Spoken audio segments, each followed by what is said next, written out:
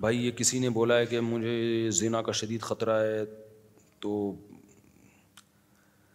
ہاں ہاں ہاں ہاں بھائی آپ کے علاوہ، آپ کے پاس نکاح کے علاوہ کوئی آپشن نہیں ہے. کم معیار کر کے شادی کر لو کہیں بھی، صحیح ہے نا، غریب لڑکی سے کر لو، اور جب تک نکاح نہیں ہوتا کثرت سے روزے رکھو.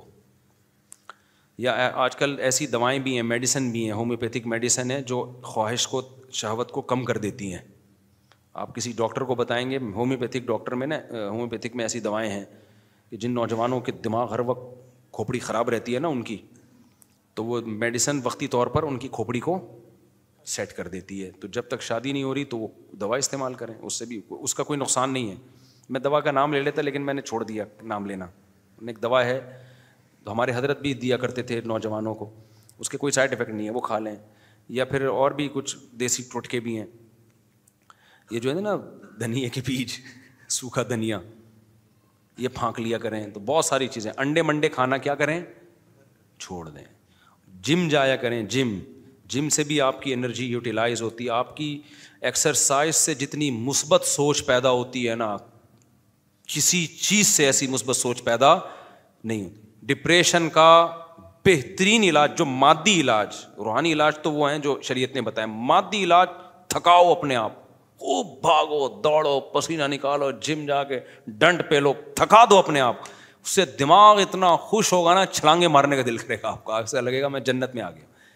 یہ جو غصہ آتا ہے مجھے یار، میں نے جتنے دیندار دیکھے ہیں، ابھی میں جاپان میں گیا تو میں نے ایک چیز دیکھی، سارے فٹ ہیں یار، کوئی آڑا ترچھا جاپانی مجھے نظر نہیں آیا. ایسے سلم اسمارٹ شن جا رہا ہے.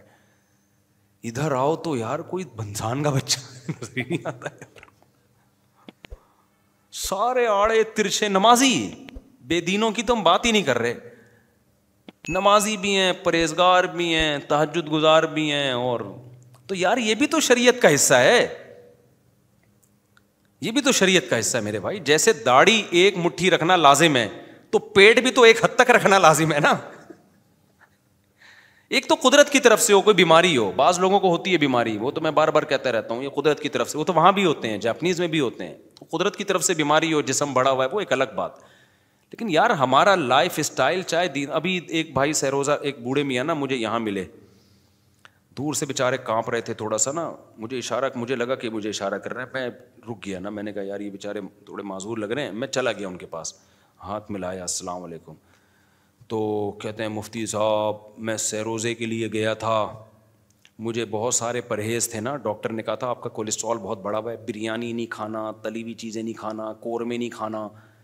تو میں تبلیغی جماعت میں گیا، میں نے کوئی بیچارے ہم جیسے اناڑیوں کے ساتھ چلے گئے ہوں گے، تو میں نے ان لوگوں سے کہا بھائی میں نہیں بریانی. انہوں نے کہا نہیں اللہ کے راستے میں کچھ نہیں ہوتا. وہ میرے جیسا اناڑی ہوگا، ورنہ تبلیغ کے اکابر ایسے نہیں ہوتا بھائی، اللہ کا راستہ ہے کھاؤ. کہہ رہے میں نے کھایا، اس کے بعد مجھے آتے ہی فالج ہو گیا. تو کہہ رہے وہ بڑے غصے میں تھے. تو میں نے کہا بھائی تبلیغ کو برا نہیں کہو، انہوں نے کوئی گن پوائنٹ پہ تھوڑی لایا ہے. تو ہمارا جو دیندار طبقہ ہے میرے بھائی، کھانے پینے میں بہت غلط ہے یار. اتنی حدیثیں ہیں نا نبی صلی اللہ علیہ وسلم کی، میں تو کہتا ہوں بھائی 6 نمبر تبلیغ میں 7واں، بلکہ تبلیغ میں سکھایا جاتا ہے، نمبر ہے کم کھانا ہے، کم سونا ہے، کم باتیں کرنا ہے. ایک ہم تبلیغ بھائی نے مجھے بتایا کہ یار ہم لوگ کے اکابر تو کہتے ہیں کم باتیں کرو، کم کھاؤ. جب کم کھاؤ گے تو نیند بھی کم ضرورت پڑے گی، کم نیند میں وہ فائدہ حاصل ہو جائے گا. تو کم باتیں کرو. کہہ رہے ہم لوگ کیا کرتے ہیں، کام کھانا، کام سونا، کام باتیں کرنا. انہوں نے کہا تھا کم کھاؤ، اکابر نے کہا تھا، اور اکابر بھی کم کھاتے ہیں تبلیغ کے. اکابر نے کہا تھا کم باتیں کرنا، کم کھانا، کم سونا. ہم نے ایک الف بڑھا دی، ہم نے کہا کام کھانا، کام باتیں کرنا، کام کیا ہے، سونا ہے. تو میرے ایک استاد سال لگا کر آئے، اتنے صحت مند ہو گئے نا ماشاءاللہ، بڑے لال ٹماٹر بھی ہو، وزن بڑھ گیا ٹھیک ٹھاک. میں نے کہا استاد جی آپ سال کے بعد اتنے موٹے، وہ تھے مزاحیہ. کہتے ہیں یار میں اصل میں تبلیغ میں نکلا، 2 فکروں سے آدمی کمزور ہوتا ہے، ایک آخرت کی فکر سے، ایک بال بچوں دنیا کی فکر سے. کہہ رہا میں جب تبلیغ میں نکلا تو دنیا کی فکر تو ختم ہو گئی، آخرت کی پیدا نہیں ہوئی. تو دونوں فکریں کیا ہو گئیں، ختم. مزاحیہ تھے ان کا مزاج.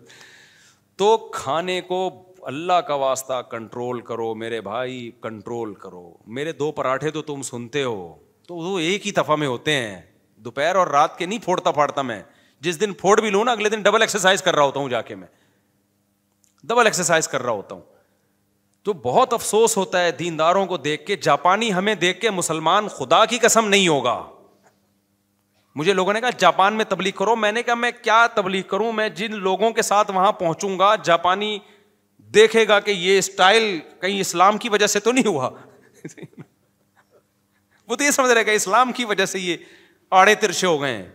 سب سے پہلی چیز جس کا انسان کا دوسرے انسان پہ اثر ہوتا ہے وہ پرسنالٹی ہے. آپ کے یہاں جب کوئی رشتہ لینے کے لیے آتا ہے, یار آدمی اس کی تنخواہ بعد میں پوچھتا ہے, قوم بعد میں پوچھتا ہے, عمر بعد میں پوچھتا ہے, سب سے پہلے کیا دیکھتا ہے, گیٹ اپ کیسا ہے, پرسنالٹی کیسے, اس کے بعد ہوتا ہے.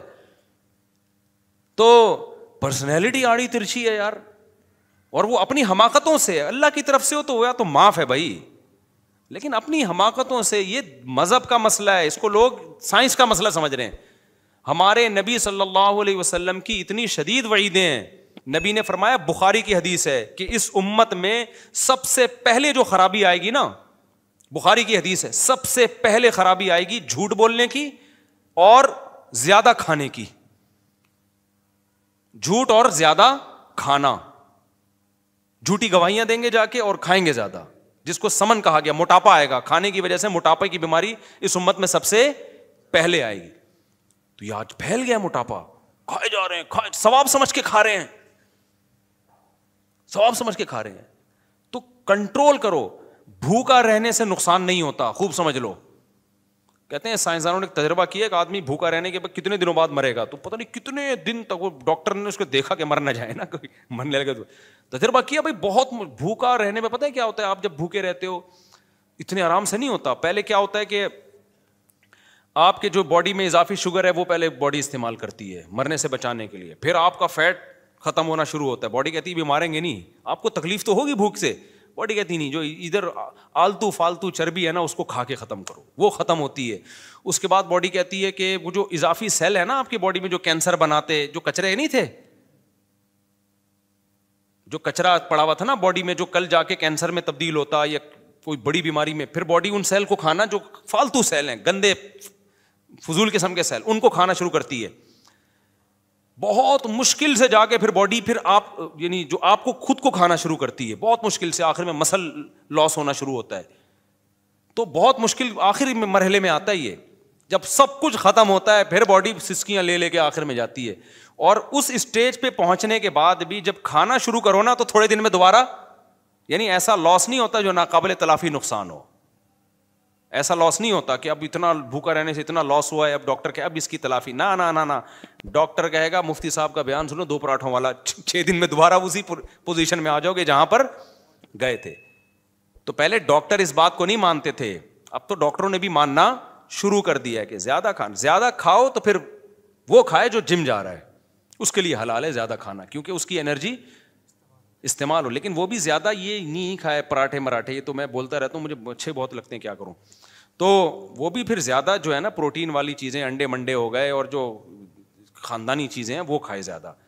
تو ہمارے یہاں تو جو طریقے سے پھوڑا جا رہا ہے بھائی, برباد ہو رہے ہیں. پیزے برگر ہضم کیسے ہوتے ہیں, میں تو منہ میں ایک نوالا پیزے کا میرے حلق سے نہیں اترتا. بڑی بڑی دعوتوں میں لوگ میرے سامنے بہترین قسم کے خوشبوؤں سے دماغ معطر ہوتا ہے, وہ لوگ کہتے ہیں کھائیں, میں کہتے ہیں یار یہ چباؤں گا کیسے میں اس کو, یہ تو منہ میں جا کے بھوسا بن جائے گا, نہیں اترتا میرے حلق میں. یار یہ کوئی ایسی چیز کھاؤ جو چبانے کا مزہ تو آئے نا اس کو. پراٹھا چبایا تو جاتا ہے نا کم از کم, ایک ایک لقمے پہ لذت محسوس ہوتی ہے. تو یہ کیسے چبائیں ہم لوگ, ڈبل روٹیاں کھا رہے ہیں, چبا کیسے رہے ہیں بھائی. تو یہ کوئی عجیب سی چیز ہے بھائی, یہ اللہ بچائے یار. میں تو ہمارے والد صاحب فرمایا کرتے تھے, یہ دفعہ میرے والد صاحب کے سامنے کسی نے بریڈ لا کے رکھ دی ڈبل روٹی. اب ہمارے والد صاحب تو انڈیا کے سہارنپور کے, وہ تو موٹی روٹی جب تک نہ وہ کھاتے ہی نہیں تھے, تو بریڈ لا کے رکھی نا, وہ ان کے منہ میں چپڑ چپڑ کے نا اتنا غصے ہوئے, پتہ نہیں ان کے گناہوں کا وبال ہے کم بختوں کا, کہ روٹی چھوڑ کے ڈبل روٹی کھا رہے ہیں. وہ چپڑ گئی ان کے, پھنس جاتی ہے پورا, خلال سے بھی نہیں نکلتی وہ. تو انسان کے بچے بننا چاہیے اپنی. اچھا یہ بات ذہن میں رکھو کہ جب ہم کھانا پینا کم کرتے ہیں نا, باڈی احتجاج کرتی ہے, باڈی کو لگتا ہے کمزور ہو گئی. وہ کمزور نہیں ہوتی, وہ آپ کو جو لت پڑی ہوئی ہے نا نشہ, جیسے کوئی چرس چھوڑے گا تو اس کو لگے گا میری جسم میں کمی ہو رہی ہے. بھائی کمی نہیں ہو رہی, تو چرس کا عادی ہے, تھوڑے دن تک چھوڑ دے, نارمل ہو جائے گا. تو ایسے جب آپ اپنا کھانا پینا کم کرتے ہو نا, تو آپ کو باڈی میں لگتا ہے کمزوری ہو رہی. وہ کمزوری نہیں ہوتی, وہ آپ کی باڈی کو چونکہ لت پڑ چکی ہے, نشہ ہے, وہ جسم ٹوٹ رہا ہوتا ہے. تو 21 دن ماہرین کہتے ہیں کہ کوئی بھی خوراک 21 دن تک کنٹینیو کر لو نا, یہ اپنے لائف اسٹائل کو, تو 21 دن میں عادت پڑ جاتی ہے. تو ابھی رمضان آنے والا ہے نا 1.5-2 مہینے بعد, تو رمضان میں ارادہ کر لو اپنی خوراک کو خاندانی بنا دیں گے.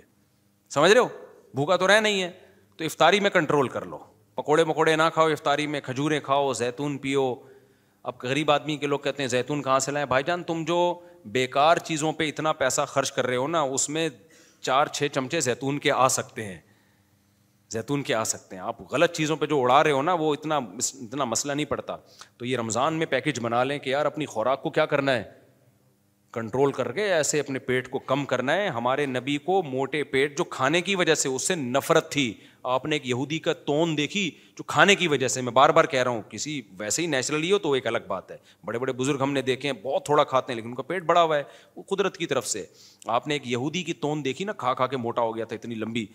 تو آپ نے فرمایا تو نے کیا تورات میں نہیں پڑھا کہ اللہ کو موٹے پیٹ والے سے نفرت ہے. تو یہ جو کھا کھا کے گینڈے ہوتے جا رہے ہیں اور کہ کھاؤ بس اللہ کے نام پہ کھاؤ, تو کچھ بھی نہیں ہوتا.